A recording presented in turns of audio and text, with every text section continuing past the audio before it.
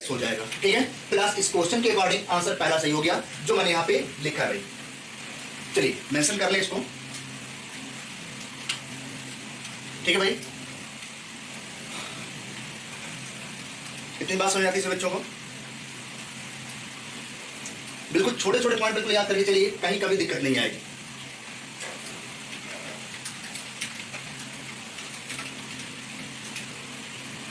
चलो आगे चलते हैं। नेक्स्ट यहां पे लिखा है क्लाइनफेल्टर सिंड्रोम के बारे में गुणसूत्रों की संख्या कितनी होती है। तो बच्चों ये भी मैंने आपको पिछले टर्म में बता दिया था। जो क्लाइनफेल्टर होता है, जो क्लाइनफेल्टर सिंड्रोम होता है, हमें लगता है अगर इससे क्वेश्चन आएगा तो क्वेश्चन गलत नहीं होना चाहिए, क्योंकि ऐसे क्वेश्चन मैंने आपको कई बार करा चुका हूं, मैं कई बार करा चुका हूं ऐसे क्वेश्चन।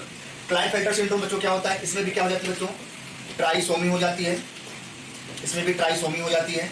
और इसमें क्या होता है, सेक्स वाले जो क्रोमोसोम होते थे, लास्ट वाले, जो लास्ट 23 वाला जो जोड़ा होता है उसमें दिक्कत आती है। मतलब यहाँ पे हम लिख देंगे लिंग गुणसूत्र में दिक्कत आती है।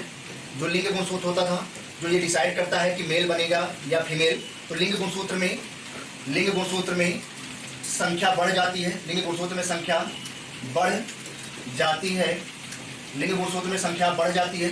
ये पॉइंट आप याद रखिएगा, ठीक है। लिंग गुणसूत्र मतलब क्या होगा भाई, सेक्स क्रोमोसोम में संख्या बढ़ जाती है, और बढ़ने के बाद बच्चों टोटल कितना हो जाता है, 47 हो जाता है, 47 हो जाता था बच्चों। और 47 को हम ऐसे भी लिख सकते हैं, जैसे यहाँ पे देख लें, हम ऐसे लिखेंगे 44 प्लस एक्स वाई, आप देखेंगे 44, 45, 46, 47, तो टोटल बच्चों कितने हो जाएंगे, यहाँ पे आप देख सकते हैं टोटल क्रोमोसोम बच्चों 47 हो जाते हैं।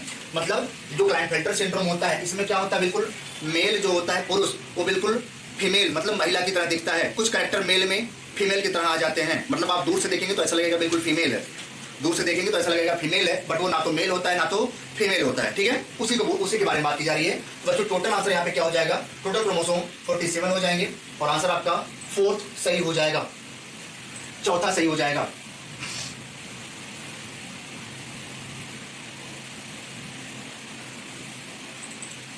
तो आंसर आपका 47 इज करेक्ट, ठीक है। ये बात नोट कर ले, फिर आगे चलते हैं।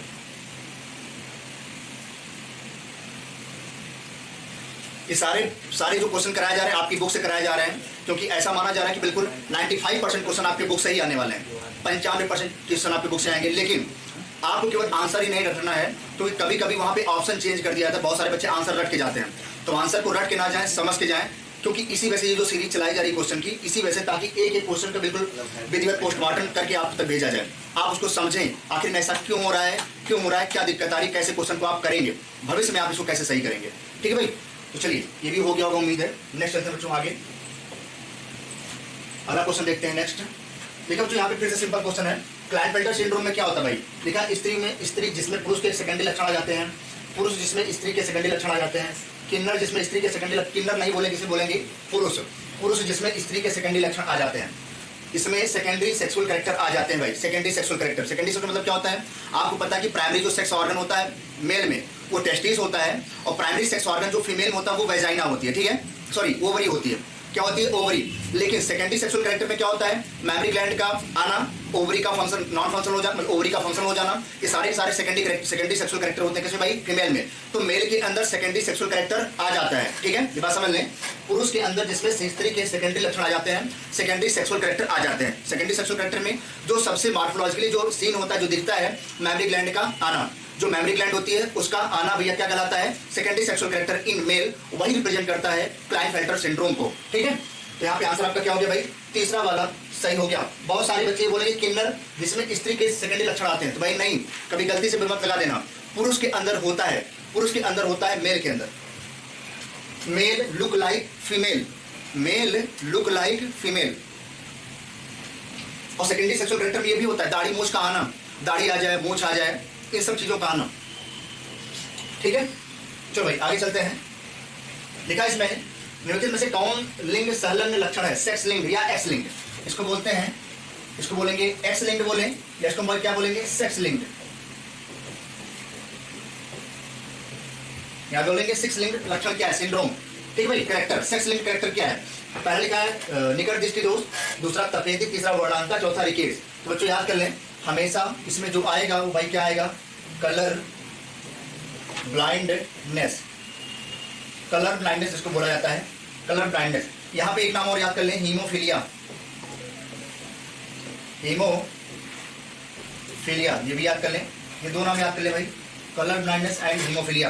ये दोनों लिंग संलग्न रोग हैं। ये कभी नहीं होगा, ये कभी नहीं होगा, ये वाला होगा, ये कभी नहीं होगा। ये क्वेश्चन आपके एग्जाम में पूछा जा सकता है, वन लाइनर क्वेश्चन है, बिल्कुल सिंपल है, पूछा जा सकता है आपके एग्जाम में, तो जरूर मेंशन करके जाएं, याद करके जाएं इसे।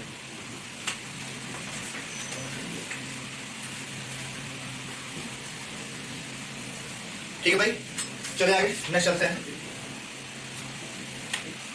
देखो बच्चों, लिंग संलग्नता डायासेंट्रिक प्रकार की होती है जब अभिलक्षण, अब यहां पे नाम दिया भाई डायासेंट्रिक।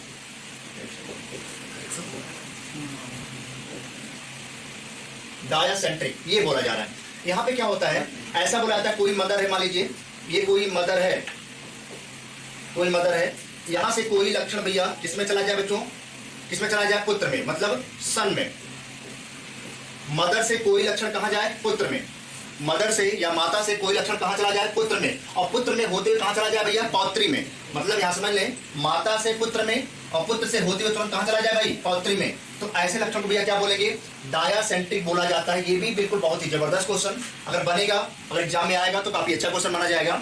मतलब ऐसा लक्षण बताइए, वो आपको उल्टा लिख देगा, आपको उल्टा दे देगा, ऐसे लिख देगा, ऐसा कोई लक्षण जो माता से पुत्र में होते हुए पौत्री में चला जाता है, उसको हम क्या कहते हैं।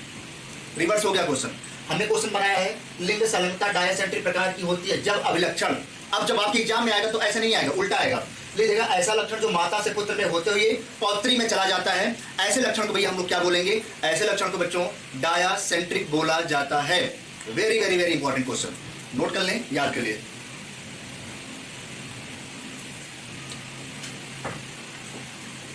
नोट कर लीजिए, इसका आंसर सेकंड हो गया है।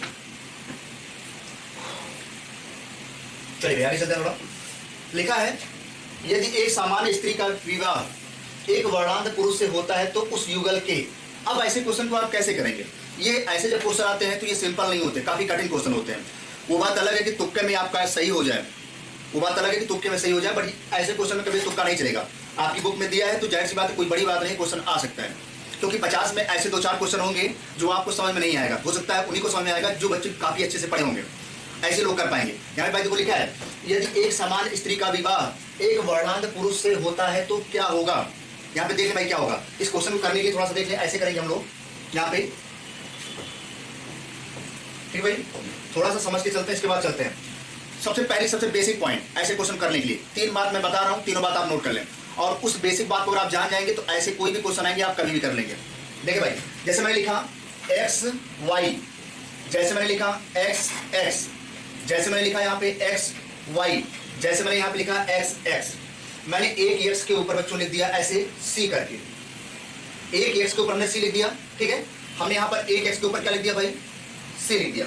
बात समझ बिल्कुल। फिर से आते हैं आगे, जब ऐसे लिखा जाए बच्चों, वो ध्यान से समझ लीजिएगा, बिल्कुल छोटी बात, जब एक्स वाई लिखा जाएगा तो इसका मतलब होगा कि ऐसा पुरुष जिसको कोई भी कलर ब्लाइंड या जो वर्णांता है उसके कोई लक्षण नहीं है इसके बॉडी के अंदर, बिल्कुल नॉर्मल है ये, इसको सारे रंग दिखाई देंगे, बिल्कुल क्लियर। जब एक्स वाई लिखा जाएगा, अगर एक्स एक्स लिखा है बच्चों तो इसका मतलब ये हो गया कि ऐसी महिला, ऐसी स्त्री जिसको बिल्कुल सारे रंग बिल्कुल क्लियर दिखाई देंगे, लाल हरा नीला पीला गुलाबी जितने भी रंग होंगे सारे रंग बिल्कुल क्लियर दिखाई देंगे, इसके अंदर कोई दिक्कत नहीं है। लेकिन जैसे हम आते हैं एक्स एक्स सी वाई, अच्छा ये भी समझ लें, जो सी लिखा है सी और यहाँ सी लिखा है, दो सी का मतलब अलग अलग है। यहाँ पे जो सी लिखा है इसका मतलब होगा कलर ब्लाइंडनेस, मतलब क्या होगा, इसको बोलेंगे वर्णांधता, वर्णांधता। और इसका जो सी लिखा है बच्चों, ये जो सी लिखा है इसका मतलब होगा भैया कैरियर, कैरियर, या इसे क्या बोलेंगे बच्चों, वाहक, वाहक। समझ ले भाई, समझ ले बिल्कुल। मैंने लिखा ऐसे, जब किसी पुरुष, ये तो मेल है ना, एक्स वाई क्या है भाई, मेल, और उसके ऊपर हमने सी लिखा है, जब ऐसे लिखा हो एक्स सी वाई तो इसका मतलब जो पुरुष होगा वो वर्णांध होगा, वो कलर ब्लाइंडनेस होगा, उसके अंदर रोग है, वो लाल और हरे को पहचान नहीं पाएगा। अगर एक्स सी वाई लिखा है मतलब सी का मतलब क्या है, कलर ब्लाइंडनेस, वर्णांधता वाला। दूसरा देखें, लिखा है एक्स एक्स सी, मैंने लिखा भाई एक्स एक्स सी, तो इस सी का मतलब ये हो गया कि ऐसी महिला, ऐसी स्त्री जिसके अंदर वर्णांधता का रोग नहीं है, रोग तो नहीं है, केवल उसके अंदर थोड़ा बहुत लक्षण दिखाई दे रहे हैं, कैरियर वाहक है वो, उसके अंदर रोग नहीं है, वो केवल वाहक है। बात समझ ले भाई, वो केवल वाहक है, उसके अंदर कोई डिजीज नहीं है, उसके अंदर कोई रोग नहीं है कलर ब्लाइंडनेस का, वर्णांधता का। ठीक भाई, अगर इतनी बात समझ आती है तो ठीक है। इसको मैं लिख दूंगा भैया कैसा है ये, इसको मैं बोलूंगा ये सामान्य, क्या भाई, सामान्य पुरुष है, ये सामान्य पुरुष है। ये क्या भैया, सामान्य महिला है या सामान्य स्त्री, ये सामान्य स्त्री है। फिर यहाँ लिखेंगे ये वर्णांध पुरुष है, वर्णांध क्या भाई, पुरुष है। बहुत ध्यान से समझ लें, एक एक क्वेश्चन आपके लिए जहर है बिल्कुल, ये क्वेश्चन। इसके बाद ये क्या होगा भैया, ये कैसी होगी, वर्णांधता की वाहक, वर्णांधता की वाहक। बात समझ लें, वाहक का मतलब ये होता है, वाहक का मतलब ये होता है जिसके अंदर रोग दिखाई ना दे, केवल उसके थोड़ा बहुत लक्षण उसके बॉडी में हो, केवल लक्षण हो, रोग दिखाई ना दे, उसे बोलेंगे वाहक, उसे बोलेंगे वाहक। जो केवल रोग वहां पर उसकी बॉडी में हो ना या दिखाई ना दे, बहुत थोड़ी मात्रा में केवल पता चले, समझ ले भाई। और ये जो वर्णांधता के लक्षण होते हैं ये मेल में ज्यादा होते हैं, मेल में ये डोमिनेंट होता है, फीमेल में बिल्कुल लीस्ट अमाउंट में होता है ये, ठीक है भाई। अगर इतनी बात समझ में आती है तो पहले आप इसको नोट कर ले, फिर आगे चलते हैं। इतनी बात अगर समझ में आती तो अब हम क्वेश्चन पे जब आएंगे तो समझ में आएगा चीजें।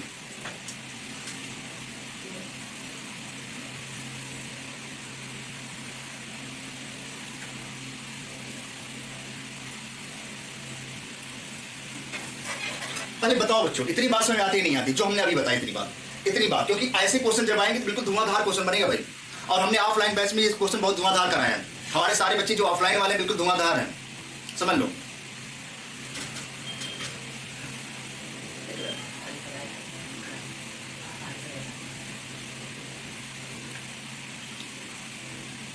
चले भाई, इतना हो गया तो हम चलते थोड़ा सा क्वेश्चन की तरफ बढ़ेंगे। क्वेश्चन की तरफ, क्वेश्चन क्या कहता है, देखो जरा, लिखा था एक सामान्य स्त्री, अब सामान्य स्त्री बोल रहा है, वाहक स्त्री नहीं बोल रहा, सामान्य स्त्री बोल रहा है।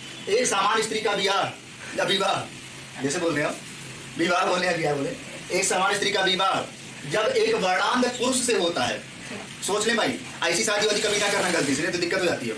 लिखा भाई एक सामान्य स्त्री का विवाह एक वर्णांध पुरुष से होता है। तो भाई कैसे लिखोगे, ऐसे, तो भाई ऐसे लिखेंगे, कैसे लिखेंगे, एक सामान्य स्त्री का विवाह, सामान्य स्त्री भैया कैसे लिखेंगे, ऐसे लिखेंगे, ये सामान्य स्त्री है, इसको लिखेंगे सामान्य स्त्री, सामान्य स्त्री। बहुत ही गजब का पॉइंट है, समझ लेंगे तो मजा आ जाएगा, कोई क्वेश्चन गलत नहीं होगा। ये सामान्य स्त्री लिखा, हमने यहां लिख दिया भैया एक्स वाई, हमने इसे लिखा एक्स सी वाई, इसका मतलब क्या हो गया, वर्णांध पुरुष। और अभी मैंने बताया था जब ऐसे लिखा जाए तो आपके दिमाग में क्या आएगा, इसको बोलेंगे colour blind man, colour blind man, ऐसे लिखेंगे कलर ब्लाइंड मैन। अब देखिए भाई जरा क्या है, देखो भाई हमने बोला एक सामान्य स्त्री है ये, और ये क्या भैया, वर्णांध पुरुष है, जिसको लाल हरे का रंग पता करने में कोई मतलब पता ही नहीं कर पा रहा है। तो होगा क्या, जब इन दोनों की आप क्या कराएंगे भैया, शादी। अब क्या होगी, दोनों की शादी। जब आप इन दोनों की शादी कराएंगे तो जाहिर सी बात है कुछ ना कुछ बर्बादी होगी, जब शादी कराएंगे तो कुछ ना कुछ बर्बादी तो होगी भाई, हर चीज तो बढ़िया मिलेगी नहीं, कुछ ना कुछ तो खराब होगा ही। अब देखो कैसे करोगे ऐसे क्वेश्चन को, दो जरा, अब एक हम क्या कराएंगे, क्रॉस कराएंगे भाई। जब शादी होगी तो भाई क्या होगा, क्रॉस होगा, जब शादी होगी तो क्रॉस होगा, तो क्या होगा, देखो जरा, एक एक्स का इसके साथ, भाई तो क्या करोगे, हम ऐसे लिखेंगे एक एक्स ये, एक एक्स ए, एक्स एक्स सी, ऐसे लिखा हमने भाई, एक एक्स ए, एक एक्स ए, एक्स के ऊपर वाला सी लिख दिया। अब इसी एक्स का इस वाई के साथ क्या लिखेंगे भैया, एक्स वाई, समझ ले भाई। अभी मैंने केवल एक एक्स का इन दोनों के साथ क्रॉस कराया है, एक एक्स उठाया इस एक्स के साथ क्रॉस कराया, एक्स एक्स सी बना, फिर एक्स को उठाया वाई के साथ कराया, एक्स वाई बना, क्लियर। अब इस एक्स का कराओ, इस एक्स का फिर से इसके साथ एक्स एक्स सी, इसके साथ हो गया। अब फिर इसका इसके साथ एक्स वाई, एक्स वाई। देखो भैया रिजल्ट क्या आया, जब आपने शादी कराया तो क्या बना भाई, प्रोडक्ट क्या बना, देखो जरा क्या बना, प्रोडक्ट। जब शादी हो गई तो प्रोडक्ट भाई जाहिर सी बात बनना तो होता है, कोई ना कोई रिजल्ट तो आएगा ही शादी की बात। तो देखो रिजल्ट क्या आया, एक्स वाई भैया क्या लिखते हैं हम लोग लिखते हैं सामान्य, सामान्य क्या लिखेंगे बच्चों, पुरुष। बात समझ लें, सामान्य पुरुष, क्योंकि इसके ऊपर कोई भी सी नहीं लिखा है तो सामान्य हो गया। यहां देखो भाई, इसको क्या लिखेंगे भाई, इसे लिखेंगे वाहक, अच्छा यहां पर लिखेंगे सामान्य पुरुष या सामान्य पुत्र लिखेंगे, पुरुष भाई पुत्र ही है तो सामान्य पुत्र, यहां लिखेंगे वाहक पुत्री। अच्छा पुत्री भी क्या है, फीमेल है, स्त्री। चलिए अब यहां पर क्या लिखेंगे, ये भी कैसा है, सामान्य, सामान्य कैसा भाई, ये सामान्य पुत्र या मेल,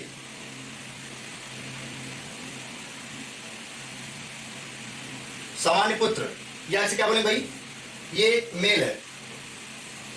यहां पर दो क्या है, ये सी लिखा है, ये भी क्या हो गया, वाहक क्या होगा भाई, पुत्री। कैसा हो गया, वाहक पुत्री, या इसे बोलेंगे कैरियर, कैरियर। तो आप यहां पे देखें कैरियर, इसे भाई क्या बोलेंगे, कैरियर। क्या बोलेंगे, कैरियर। तो बात समझ ले भाई, क्या बोलेंगे, कैरियर। इसे क्या बोलेंगे, नॉर्मल, नॉर्मल, नॉर्मल। बात समझ लेगा। अब क्या होगा, देखो भाई, अगर हम इसको सारे की क्या मान लें भाई, 100%, सबको 100% मान लें, क्योंकि 4 है ये 100%, तो आप देखेंगे 50% पुत्र भाई कैसे हैं, सामान्य, और 50% पुत्रियां भी कैसी हैं, वाहक। उनके अंदर रोग नहीं आया है, केवल लक्षण आए हैं थोड़ा बहुत पुत्रियों के अंदर। मतलब आप समझें, मतलब समझें, पुत्र को अगर कलर ब्लाइंडनेस है तो पुत्र में नहीं, अगर पिता को कलर ब्लाइंडनेस है, वर्णांता है पिता को, तो पुत्र में नहीं जा रहा है, पुत्री में आ रहा है, लेकिन वाहक के रूप में आ रहा है। वाहक मतलब जिसके अंदर रोग के लक्षण हो लेकिन दिखाई ना दे, थोड़ा बहुत हो, उसके अंदर रोग ना हो, केवल लक्षण पाए जाए थोड़ा बहुत। लेकिन अगर तो वही कलर ब्लाइंडनेस मदर है, कोई वर्णांध महिला है, कोई वर्णांध महिला है, तो ये पक्का पॉसिबल है कि जो पुत्र होगा उसके अंदर रोग जरूर जाएगा, रोग जरूर जाएगा भाई। लेकिन जो क्वेश्चन दिया था कि एक सामान्य पुरुष का विवाह, अगर एक सामान्य किसका भाई, स्त्री का विवाह, अगर एक कलर ब्लाइंडनेस किसी ह्यूमन से हो रहा है, किसी मनुष्य से हो रहा है, तो रिजल्ट क्या होगा, रिजल्ट तो ये आ रहा है कि सामान्य पुरुष होंगे 50%। तो भाई ये भी सामान्य है, ये भी पुरुष सामान्य है। जो पुत्री है, पुत्री वाहक है, मतलब सभी पुत्रियां वाहक होंगे, ऐसे है, सभी पुत्रियां वाहक हैं और सभी पुत्र सामान्य हैं। यही आंसर में दिया है, सभी पुत्र वाहक और सभी पुत्रियां सामान्य। देखो भाई लिखा है सभी पुत्र, दो पुत्रियां बनी हैं, तो पुत्रियां भी कैसी हो गई, वाहक हो गई। जो पुत्र हैं भाई वो कैसे हो गए, सामान्य हो गए। दिस इज क्लियर, आंसर आ गया, आंसर आ गया भाई। तो देखो भाई आंसर देखते हैं हम लोग, पहले इसको आप बना लीजिए, इसको बना ले फिर आगे बताते हैं।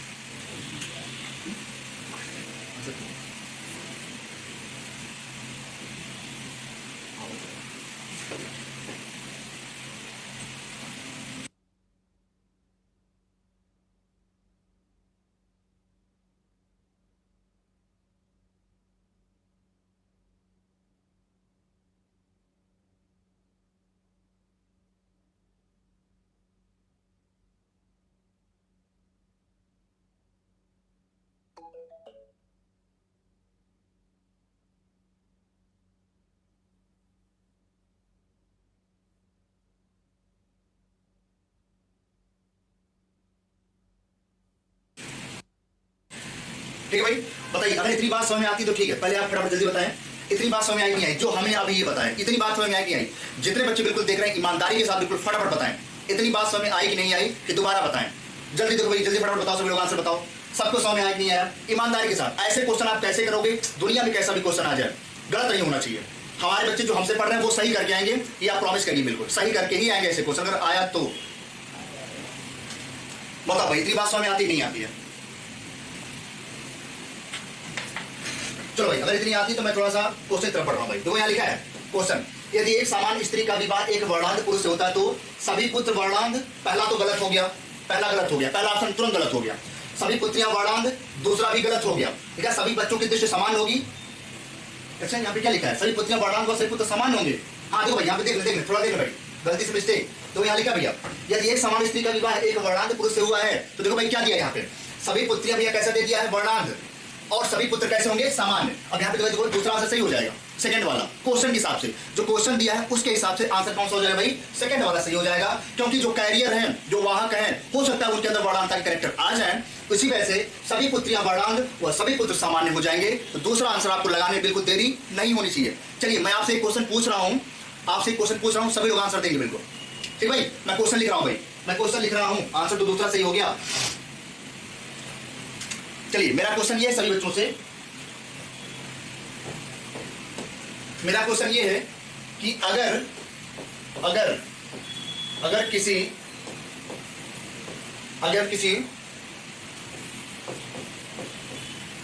वाहक स्त्री की शादी, अगर किसी वाहक स्त्री की शादी,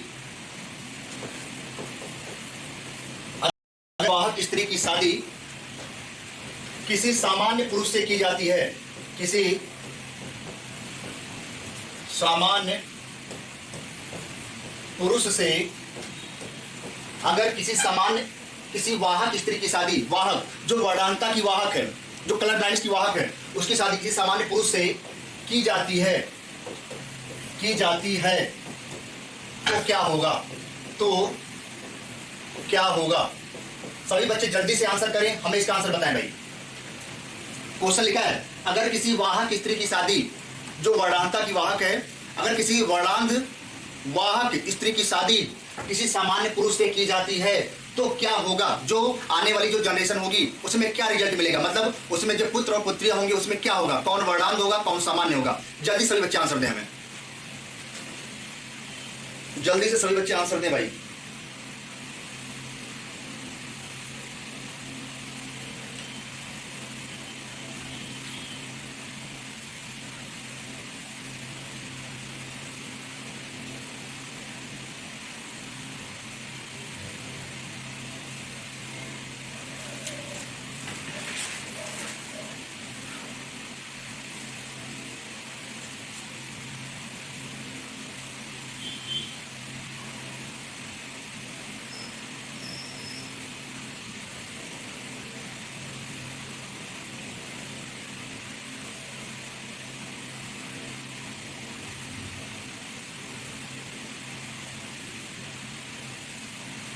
चलो भाई आंसर हो गया।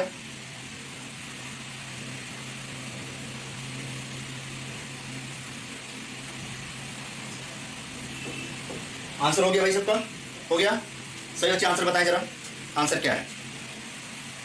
आंसर बताओ भाई, क्या है? सभी लोग फटाफट। चलो भाई देखो जरा कैसे लिखेंगे। ऐसे लिखेंगे एक्स सी और एक्स वाई, ये तो हो गया। भाई क्या हो गया? सामान्य पुरुष, ये हो गया सामान्य पुरुष। ये भाई क्या हो गया? ये हो गई वाहक स्त्री। ठीक भाई, देखो जरा कैसे करेंगे। जब इनकी आपने क्या किया? शादी। जब इनकी शादी किया तो जाहिर सी बात बच्चे होंगे। अब बच्चे को कुछ भी हो सकते हैं, मेल भी हो सकता है, फीमेल, मतलब पुत्री भी हो सकता है, पुत्र भी हो सकता है। देखो जरा क्या है रिजल्ट, देखो जरा क्या भाई। देखो भाई क्या करेंगे? ऐसे करेंगे एक्स सी देख लो भाई, एक्स सी, सॉरी यहां सी नहीं होगा,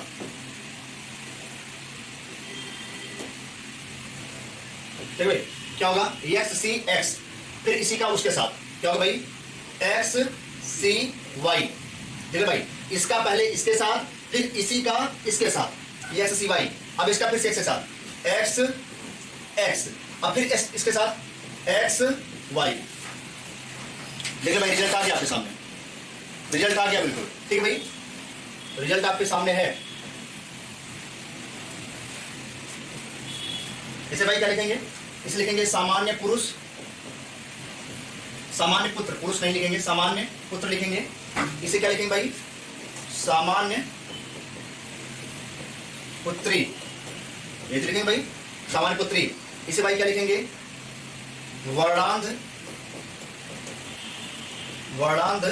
पुत्र। इसे भाई क्या लिखेंगे? वाहक पुत्री। आप देख ले भाई क्या है? वाहक पुत्री आ गया। ठीक भाई, सभी का आंसर आना चाहिए बिल्कुल एग्जैक्टली, बिल्कुल आंसर सही आना चाहिए।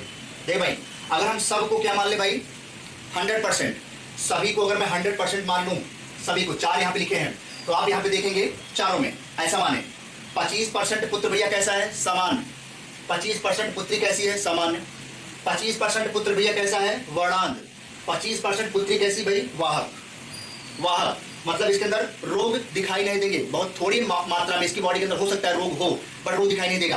यहाँ पे देखिए भाई ये वाहक होगी, ये कैसा हो जाएगा? ये पुरुष वर्णांध होगा, ये पुरुष वर्णांध हो जाएगा। मतलब यहाँ पे देखें अगर आप, तो जो पुत्र है 50% पुत्र भैया कैसे हैं? 50% पुत्र सामान्य है, या हम बोले 50% पुत्र कैसे हैं? रोगी हैं। यहाँ बोले 50% पुत्री कैसी भैया? सामान्य पुत्री है, और 50% पुत्री भैया कैसा है?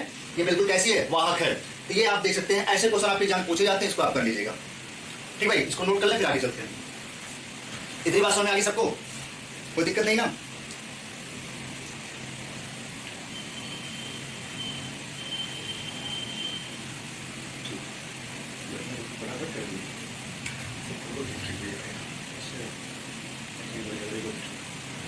में आ रहा है। ठीक, चलिए भाई, बहुत सारे बच्चों ने भेजा है हमें आंसर, बहुत बढ़िया। टू एक्सीलेंट, भाई इसको बोला जाता है टू एक्सीलेंट, मतलब हम यहाँ खड़े होकर पढ़ा रहे हैं और आप लोग घर में पढ़ रहे हैं और आपको चीजें समझ में आ रही है, इससे और अच्छी बात कोई नहीं होती है। बहुत बढ़िया, चलिए अब समझ में आ रहा है तो हम थोड़ा आगे चलते हैं अगले क्वेश्चन की तरफ। वेरी गुड, चलिए भाई ये भी क्वेश्चन आपका हो गया था और आगे चलते हैं नेक्स्ट। चलिए भाई अब आगे देखते हैं क्या है बच्चों। लिखा है निम्नलिखित में से किस विशेषक की जीन वाई गुणसूत्र में पाए जाते हैं। वाई गुणसूत्र पर ये भी देख लें भाई, अभी मैंने बताया था इसे भाई क्या बोलेंगे, होलैंड्रिक बोलेंगे, होलैंड्रिक बोला जाता है, होलैंड्रिक जीन बोले या होलैंड्रिक गुणसूत्र बोले।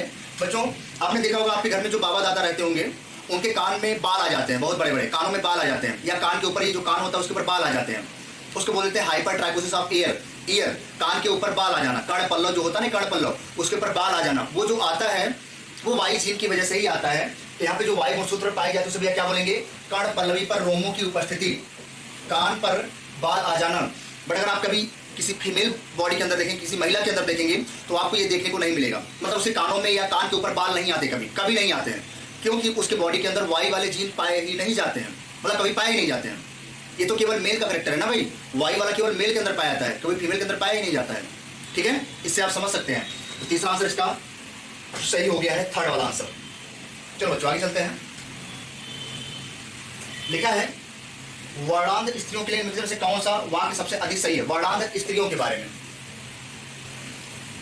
मतलब कलर ब्लाइंडनेस जो होगी, जो फीमेल के अंदर, जो माता के अंदर होगी, उसके बारे में क्या सही है। लिखा है उनके पिता अवश्य ही वर्णांध होंगे, उनके पिता, जरूरी नहीं है कि वर्णांध हो, लेकिन लिखा है उनकी माता अवश्य ही वर्णांध होगी।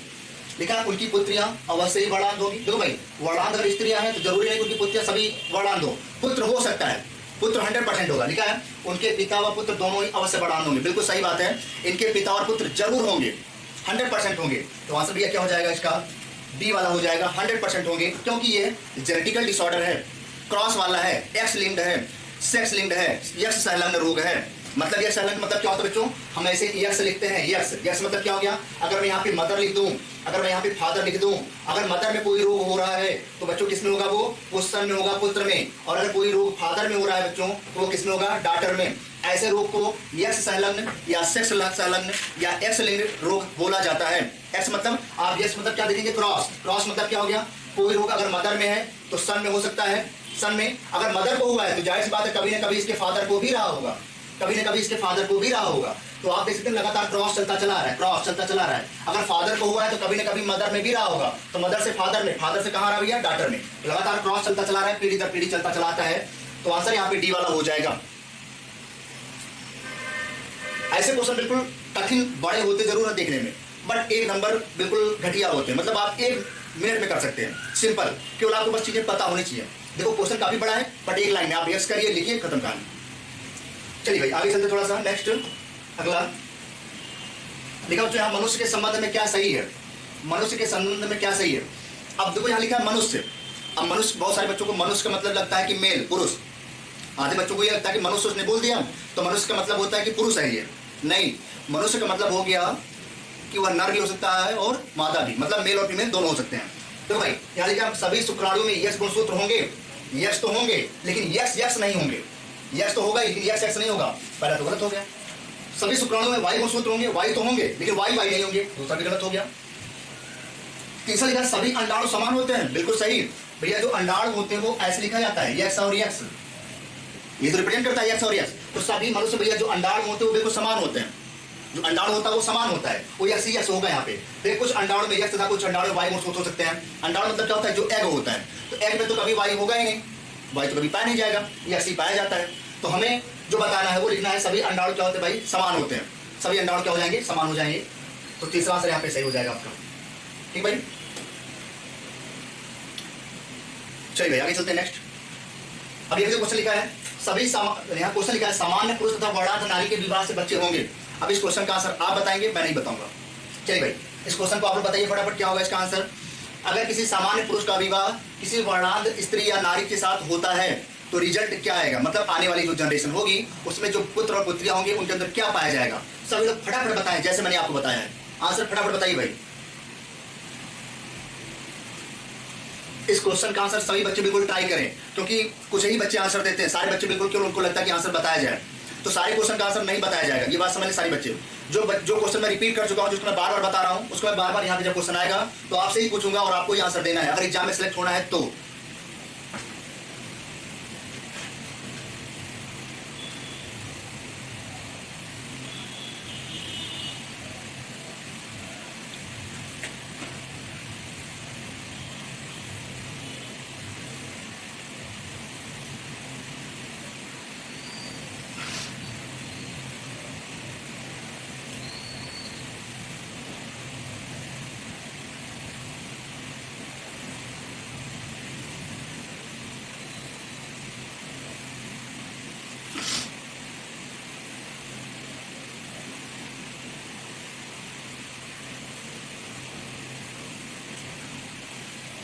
चलिए फटाफट आंसर बताएं। 50%, 50-50%, ठीक है।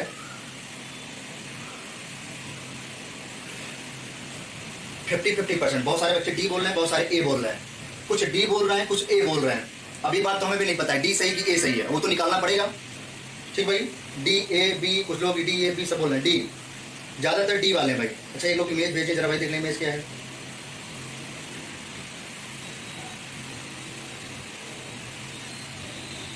चलिए भाई, बी डी ए, आप लोगों ने तो हमें भी कंफ्यूज कर दिया। 50-50%, अच्छा 50-50%। चलिए ठीक है, देख लेते हैं जरा क्या है डी।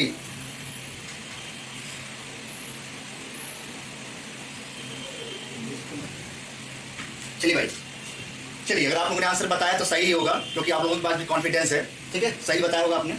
चलिए बार हम निकाल लेते हैं भाई, कैसे निकालेंगे।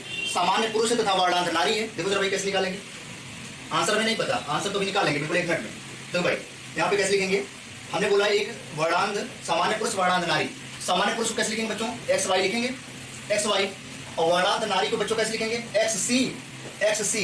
ऐसे जब वर्णांत लिखा जाएगा बच्चों ना, तो 2 एक्स के ऊपर सी लगा देंगे, दोनों एक्स के ऊपर सी लग जाएगा तो वर्णांत हो जाएगा। जब एक ही एक्स के ऊपर सी लगेगा उसे बोलेंगे वाहक, और जब 2 एक्स के ऊपर सी लग जाएगा तो उसे बोलेंगे रोगी। स्त्री जो है वो रोगी हो जाएगी। तो भाई क्या करेंगे हम, अब ये तो हो गए भैया वर्णांत, वर्णांत स्त्री। और ये भैया कैसा हो गया, ये हो गया सामान्य, सामान्य पुरुष, सामान्य पुरुष। अब इसका क्या करेंगे भाई, जब इन दोनों की क्या करेंगे आप, जब शादी कराएंगे, जब शादी होगी तो क्या होगा भाई रिजल्ट। देखो जरा, मैं बार बार एक ही चीज बोलता हूं, कभी भी आप तुक्का नहीं लगाइएगा वरना गलत हो जाएगा। तुक्का नहीं लगाना।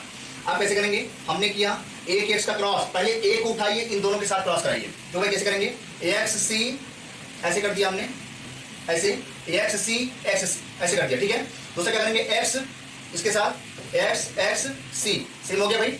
एक बार इसके साथ, फिर इसका एक बार उसके साथ, फिर देखिए जरा वाई का हम क्या करेंगे भाई, ऐसे करेंगे एक्स सी वाई। अब हमने क्या कर दिया भाई, इसका इसके साथ, मतलब वाई का एक्स सी के साथ, तो क्या होगा भाई एक्स सी वाई। दूसरा देखो भाई क्या होगा, एक्स सी वाई। जिन बच्चों ने 50-50% आंसर दिया है बिल्कुल उनका सही है। जिन बच्चों ने ये बताया कि 50% वर्णांत होंगे, 50% नॉर्मल होंगे, उनका आंसर बिल्कुल करेक्ट है, उनका कॉन्सेप्ट बिल्कुल क्लियर हो चुका है। बहुत बढ़िया। देखो भाई यहाँ पे लिखा है, हमने ऐसे लिख दिया। और अगर मैंने इसको बोल दिया बच्चों, क्या बोल दिया कि 100% अगर हम मान लें, तो भाई सारा जो क्वेश्चन होता है वो 100% मान के ही चलते हैं, क्योंकि एक 100% एक आइडिया लगाया जाता है। ठीक है भाई, 100% हमने मान लिया। और आपको पता है ये दोनों है भैया कैसे हो जाएंगे, ये वर्णांत,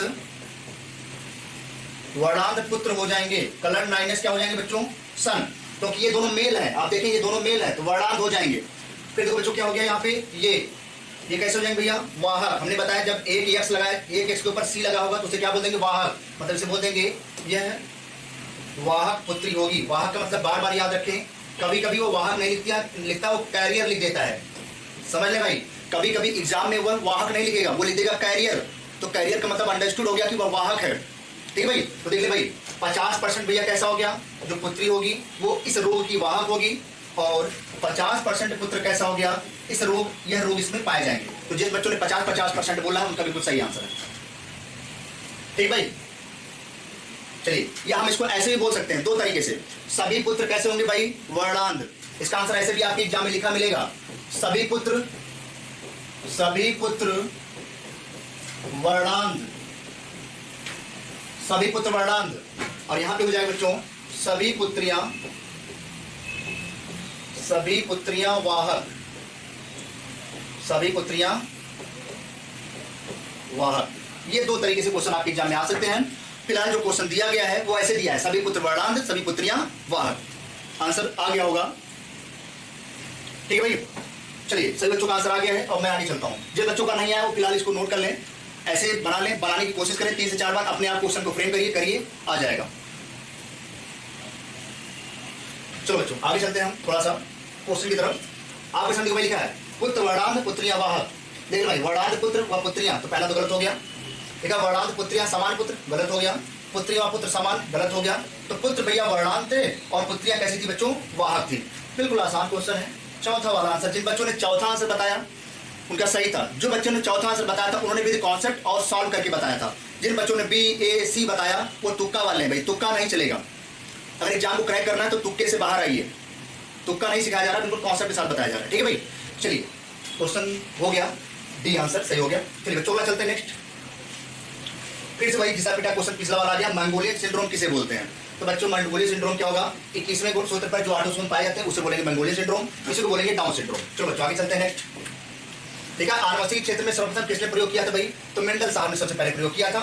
ग्रेगर जॉन मेंडल ने मटर के पौधे पर प्रयोग किया था। कल हमने ये सब सारी बातें आपके सामने लिख डाली थी यहीं बोर्ड पे, हमने आपको बता दिया था, उसको याद कर लीजिए, उससे बार क्वेश्चन नहीं आएगा। चलो बच्चों आगे चलते हैं नेक्स्ट।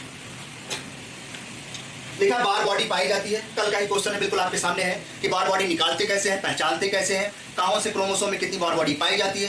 कल वाले क्वेश्चन बिल्कुल एक एक चीज विजुअल हमने खोल के रख दिया था। तो बच्चों यहाँ पे हो जाएगा क्या, बार बॉडी पाई जाती है शुक्राणु में, अंडाणु में, पुरुष की दही कोशिकाओं में, स्त्री की दही कोशिकाओं में। बच्चों आपको पता है हमेशा ये है अंडाणु में पाए जाते थे जो बार बॉडी होती थी। बार बॉडी हमेशा फीमेल की बॉडी में जो एग होते हैं, अंडाणु होते हैं, वहीं पर पाए जाते थे। इसका आंसर सेकंड वाला हो जाएगा, बी वाला हो जाएगा बच्चों। चलो बच्चों आगे चलते हैं नेक्स्ट। देखा हीमोफीलिया भाई क्या होता है, तो बच्चों याद कर लें हीमोफीलिया क्या होता है। इसी को बोलते हैं हीमोफीलिया को, इसी को बच्चों बोलते हैं रॉयल डिजीज। रॉयल, रॉयल का मतलब होता है बच्चों शाही रोग। शाही रोग का मतलब क्या होता है, पहली बार ये रोग रानी विक्टोरिया के खानदान में देखा गया था। और आपको पता है जो रानी विक्टोरिया होती थी उनको पहले शाही घराना बोला जाता था, तो उसी के नाम पर रख दिया गया ये रॉयल डिजीज। या इसी को एक नाम और बच्चों बोलते हैं ब्लीडर्स डिजीज, या इसी का दूसरा तीसरा नाम है ब्लीडर्स डिजीज। कभी कभी आपको क्वेश्चन नहीं आगे बढ़ाएगा, यहीं से समाप्त कर देगा, इसका दूसरा नाम बताइए। ब्लीडर्स क्यों बोलते हैं, क्योंकि जिसको एक बार हीमोफीलिया हो जाता है, अगर एक बार भी उसे कट लग गया, कहीं पे चोट लग गई, तो लगातार खून बहता रहेगा। हो सकता है खून बहते बहते उस आदमी की मृत्यु भी हो सकती है। लगातार खून बहेगा, क्यों बहता है, क्योंकि इसके बॉडी के अंदर जो रक्त का थक्का बनाने वाली जो प्रोटीन होती है वो पूरी तरह से खत्म हो जाती है, गायब हो जाती है, या होती ही नहीं है। तो इसी वजह से लगातार ब्लड बहता रहता है और अंततः रोगी की मृत्यु हो जाती है। तो हीमोफीलिया में रोगी की मृत्यु हो जाती है। आपसे पूछेगा क्यों हो जाती है, आपका आंसर आएगा उसकी बॉडी के अंदर जो रक्त का थक्का जमाने वाली प्रोटीन होती है वो पूरी तरह से मतलब समाप्त हो जाती है या खत्म हो जाती है, उसमें बनती ही नहीं है।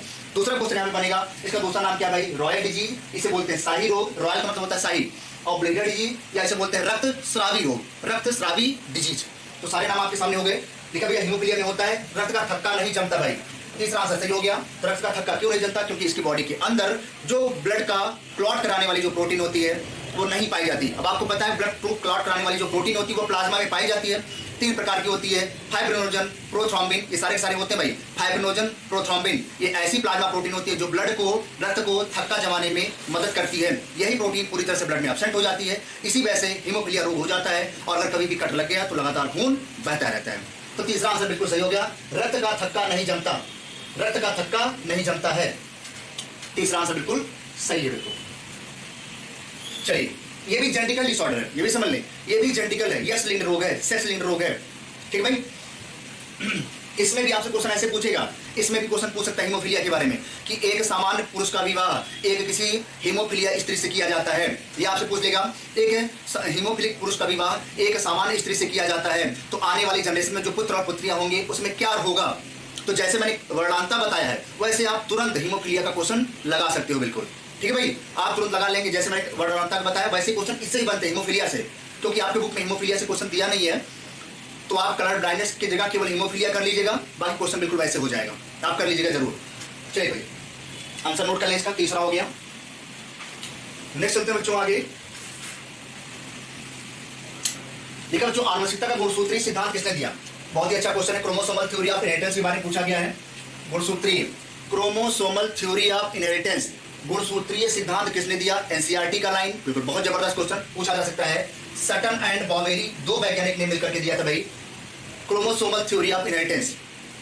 क्रोमोसोमल थ्योरी ऑफ इनहेरिटेंस, उसे इंग्लिश में बोलेंगे क्रोमोसोमल थ्योरी ऑफ इनहेरिटेंस, या बोलेंगे आनुवंशिकता का गुणसूत्रीय सिद्धांत। उसको देने वाले सटन और बावेरी साहब थे, सटन एंड बावेरी साहब थे भाई। चलो बच्चों आगे देखते हैं नेक्स्ट क्वेश्चन। इसमें वन लाइनर क्वेश्चन है, आपको बिल्कुल रटना है, याद करना है, लिख डालिए, 3 से 4 बार आप पढ़ डालिए, क्वेश्चन गलत नहीं होंगे। लेकिन बच्चों मेंडल ने आनुवंशिकता की अवधारणा बताने के लिए किस पौधे का इस्तेमाल किया? बच्चों बिल्कुल पूरी दुनिया जानती है, बच्चे बचपन से पढ़ते चले आ रहे हैं। इस मटर को बोलते हैं बच्चों उद्यान मटर, उद्यान मटर जिसको बोलते हैं बच्चों पाइसम सैटाइवम बोलते हैं, पाइसम सैटाइवम बोला जाता है, पाइसम सैटाइवम या उद्यान मटर बोला जाता है। इसमें जंगली मटर भी बोलते हैं, उद्यान मटर बोलिए, कुछ भी बोलिए, तो मटर।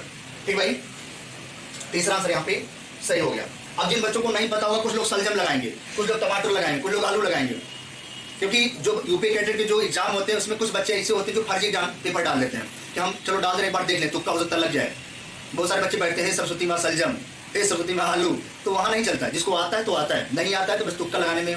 तो भाई 50 क्वेश्चन अगर बायो के आते हैं तो तुक्का मान के चलो 4 से 5 क्वेश्चन सही होंगे। मतलब ऐसा हो जाता है, कभी कभी रिजल्ट घर वाले भी देखने में शर्माते हैं, कि देख लेते हैं तो वो भी शर्माते हैं कि निगेटिव में आ गया है। तो ऐसा नहीं करना, कॉन्सेप्ट के साथ पढ़ के चलिए, कोई दिक्कत नहीं। ठीक है, मटर आंसर इसका हो जाएगा। चलो 44 अंतर लिखा है रुधिर वर्ग, ब्लड ग्रुप के बारे में। ये भी यहाँ से भी क्वेश्चन बहुत बार पूछा जाता है, ब्लड ग्रुप के बारे में लिखा है। रुधिर वर्ग निर्धारित किए जाते हैं रुधिर प्लाज्मा से, श्वेत रुधिर कणिकाओं से, लाल रुधिर कणिकाओं की झिल्ली से, उपरोक्त सभी से। बहुत ही बेहतरीन क्वेश्चन। जैसे मान लीजिए हमने ये बना दिया, ये आरबीसी हमने बना दिया, ये बना दिया हमने क्या भाई, आरबीसी। और ध्यान समझ लें, आरबीसी के ऊपर बच्चों ऐसे करके सपोज दैट हमने कोई स्ट्रक्चर बना दिया, ऐसे करके, ऐसे 2 स्ट्रक्चर हमने बना दिए। ये हम 2 ना बनाए, केवल एक ही बनाए तो ज्यादा सही होगा। ऐसे बना दिया भाई, बहुत ध्यान समझ लें। हमने आरबीसी बनाई भाई, ये आरबीसी है, हमने आरबीसी के ऊपर कोई स्ट्रक्चर बनाया, हमने बोल दिया अगर इसके ऊपर कोई एंटीजन, उसका नाम होता है प्रतिजन, इंग्लिश में बोलेंगे एंटीजन। आपने सुना होगा प्रतिजन और प्रतिरक्षी। जो हिंदी वाले स्टूडेंट है वो बोलते हैं प्रतिजन, प्रतिजन को बोलते हैं एंटीजन, और प्रतिरक्षी को बोलते हैं एंटीबॉडीज। तो on the basis of antigen, ऐसा प्रतिजन जो आरबीसी के सरफेस पर, लाल रुधिर कणिकाओं की परत पर, ऊपरी परत पर जैसा एंटीजन पाया जाता है, वही ब्लड ग्रुप या रक्त समूह को बताता है। जैसे मैं लिखूं यहाँ पे, अगर आरबीसी की सरफेस पर, आरबीसी की सतह पर, आरबीसी की सतह पर अगर यहाँ पर ए एंटीजन है, ए, तो ब्लड ग्रुप ए हो जाएगा। अगर इसकी सतह पर बी एंटीजन है तो ब्लड ग्रुप बी हो जाएगा। अगर इसकी सतह पर ए और बी दोनों है तो ब्लड ग्रुप ए बी हो जाएगा। अगर इसकी सतह पर कोई एंटीजन नहीं है तो ब्लड ग्रुप ओ हो जाएगा। On the basis of surface of RBC, जैसा एंटीजन होगा वैसा ब्लड ग्रुप होगा। यहाँ पूछा गया जो रुधिर वर्ग होता है बच्चों, वो केवल दिमाग में बैठा लें, लाल रुधिर कणिकाओं की सरफेस पर जो चीजें पाई जाती हैं उसी के ऊपर वह निर्धारित किया जाता है कि कौन सा ब्लड ग्रुप होगा। तो लाल रुधिर कणिकाओं की झिल्ली से ही निर्धारित किया जाता है कि कैसा ब्लड ग्रुप हम बनाएंगे, कैसा ब्लड ग्रुप बनता होगा या कैसा ब्लड ग्रुप होगा। लाल रुधिर कणिकाओं से बनाएंगे, ना तो प्लाज्मा से बनाएंगे, ना तो श्वेत रुधिर कणिका से बनाएंगे। अब जिसको नहीं आ रहा होगा तुक्का, वो तो सोचेगा उपरोक्त सभी भी दिया है, यही मार दो, यही सब सही चलेगा। तो नहीं चलेगा, तुक्का नहीं चलेगा। कॉन्सेप्ट अगर है तो ठीक है। चलो भाई, इतनी बात समझ आती है सभी बच्चों को, इतनी बात सभी बच्चों को समझ आती है ना भाई। चलिए, आती है तो बहुत अच्छी बात है। नेक्स्ट चलते हैं बच्चों।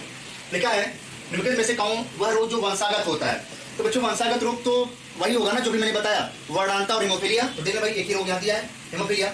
आपको पता है जो कुष्ठ रोग होता है ये किससे होता है बच्चों, जीवाणु से होता है, जीवाणु से, बैक्टीरिया से। यहाँ लिखा है क्षय रोग, ये भी होता है जीवाणु से। मलेरिया ये तो होता है प्रोटोजोआ से, प्लाज्मोडियम से। तो बच्चों दूसरा वाला आंसर सही हो गया, हिमोफीलिया से होता है वंशागत रोग।